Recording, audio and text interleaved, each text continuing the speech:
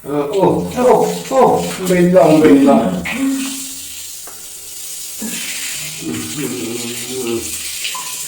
Aneh, hah? Oh.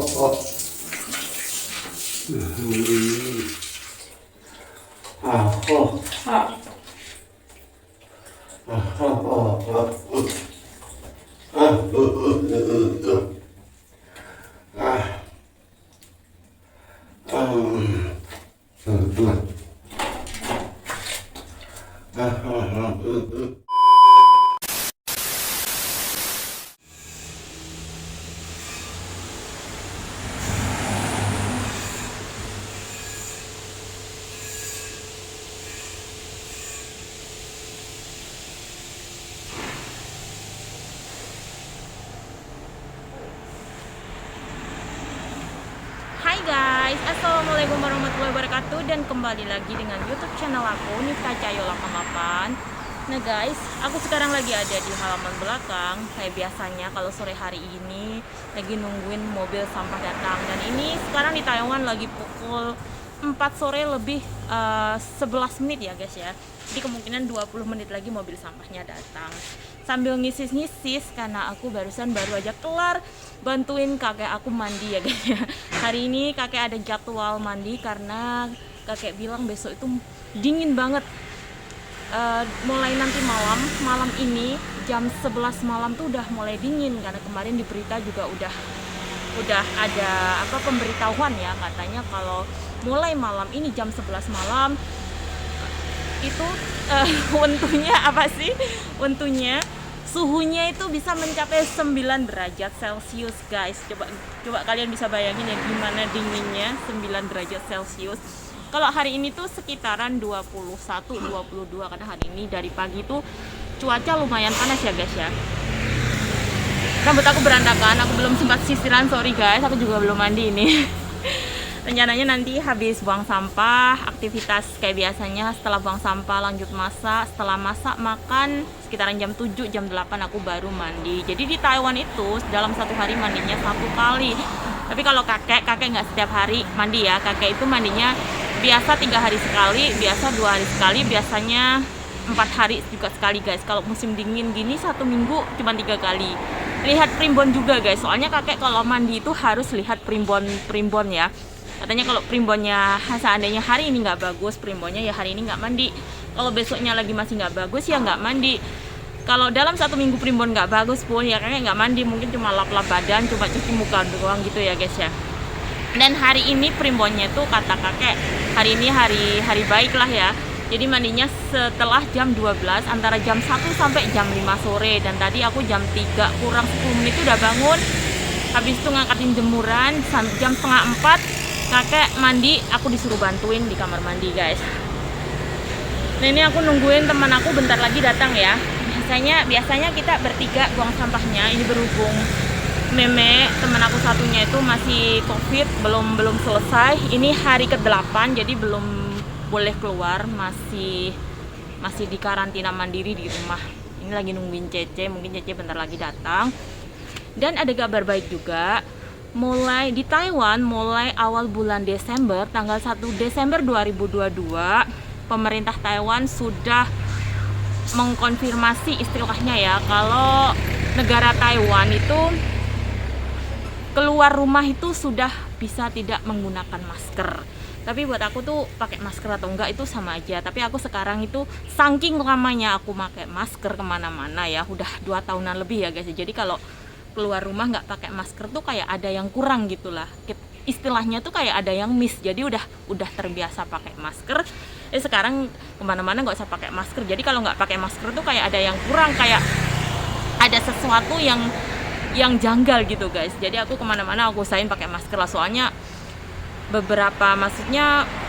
aku rasa covid itu nggak tuntas ya, nggak bener-bener tuntas 100% hilang ya. Soalnya meme aja sekarang masih terjangkit covid-19. Jadi ya harus bisa gimana kita menjaga, maksudnya gimana kita harus pandai-pandai menjaga diri sendiri lagi. Soalnya kita di sini di negara orang, kalau ada apa-apa, kalau sakit kita ngerasain sendiri jauh dari keluarga gitu. Dan ini tuh udah detik-detik aku mau gajian ya guys ya. Jadi tinggal beberapa hari lagi, tinggal 3 hari lagi aku bakalan gajian. Tapi perasaan aku tuh kayak nggak enak gimana gitu.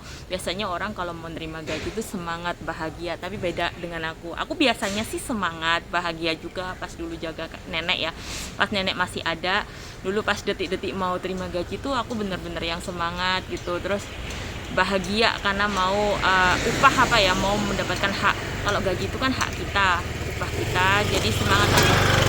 Pas nenek udah meninggal, aku jaga kakek itu mau nerima gaji itu kayak nggak enak. Soalnya gimana ya, aku di rumah itu semenjak nenek nggak ada itu kayak kerjaan tuh kurang guys, kerjaan kurang, kebanyakan nganggurnya. Jadi pas mau nerima gaji itu kayak gimana sih, perasaan nggak enak kok nganggur-nganggur tapi digaji. Sebenarnya kalau nganggur doang ya enggak sih, aku juga di rumah masak, bersih-bersih, mandiin kakek juga. Dulu pas ada nenek, aku jaga nenek, aku fokusnya ke nenek, ke kakek nggak fokus. Kakek masih bisa mandi sendiri, dan berhubung nenek udah nggak ada, jadi sekarang pas kakek mandi aku bantuin lah ya. Dari masa kakek mau mandi aku mau diem-diem duduk nonton TV kan nggak mungkin, mau main HP kan nggak mungkin. So pas kakek mandi aku bantuin.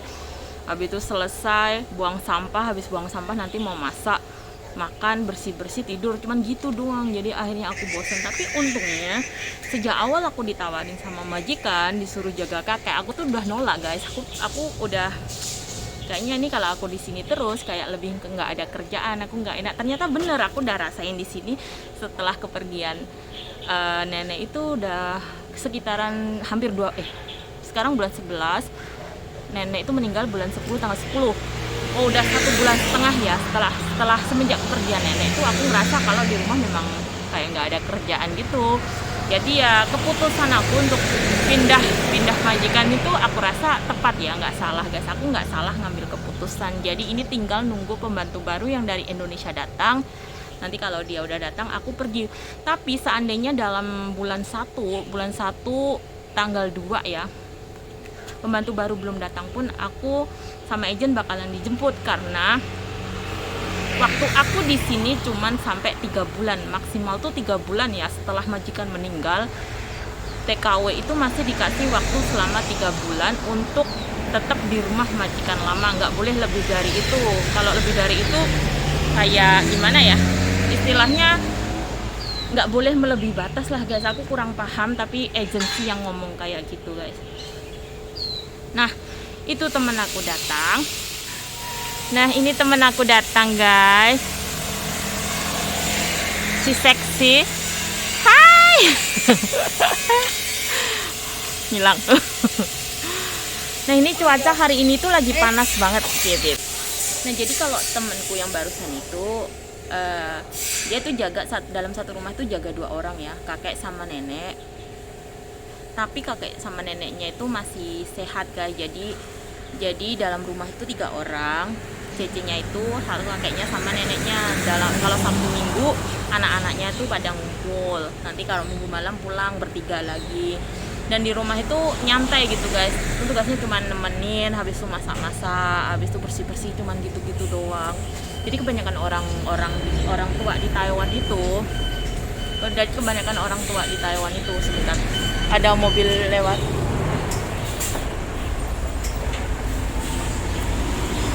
Jadi aku nunggu sampah itu di depannya pabrik recycle ya, pabrik Huesol.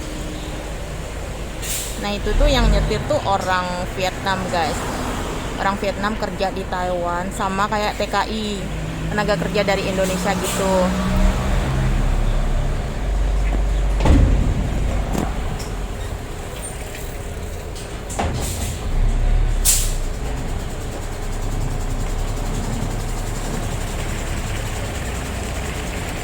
Kebanyakan orang tua di Taiwan itu mengambil tenaga kerja dari luar negara itu dikarenakan kebanyakan orang tua di sini tuh tinggalnya sendiri guys. Anak-anaknya udah pada punya rumah sendiri-sendiri. Jadi anak-anaknya tuh mempercayakan orang tuanya tuh kepada kayak TKW ya, tenaga kerja wanita dari Indonesia, bisa dari.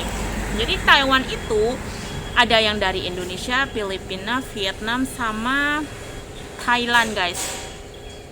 Thailand juga ya Cek ya? Thailand. Jadi 4 negara yang datang ke Taiwan. Tapi kayak istilahnya 50% kebanyakan itu dari Indonesia, karena kebanyakan orang Taiwan tuh lebih suka pekerja wanita TKW itu dari Indonesia.